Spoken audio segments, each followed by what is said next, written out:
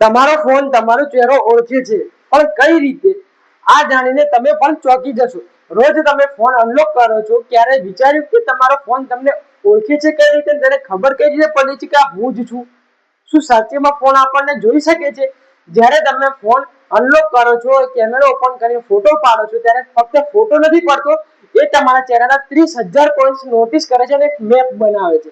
આંખો વચ્ચેનું અંતર, નાકની ઊંચાઈ, જડબાનો આકાર, આ બધું મળીને એક યુનિક મેપ અને ચહેરાનો નકશો તૈયાર થાય છે. જ્યારે આ નકશો ફોનમાં સેવ થઈ જાય છે અને જ્યારે તમે બીજી વાર ફોન અનલોક કરવાનો પ્રયાસ કરો છો, ત્યારે આ નકશો તમારા ચહેરા સાથે મેચ કરવામાં આવે છે અને એ જ 30,000 પોઈન્ટ્સને સ્કેન કરે છે.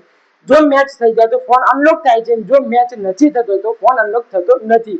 એટલે જુડવા ભાઈ બહેનના ફોન ક્યારેક અનલોક થઈ જાય છે, કારણ કે એમના ચહેરા લગભગ સરખા જ હોય છે. મિત્રો, આવા ફેક્ટ રોજ જાણવા માટે વિડીયોને લાઈક કરો, શેર કરો, ચેનલને ફોલો કરો અને સબસ્ક્રાઇબ કરો.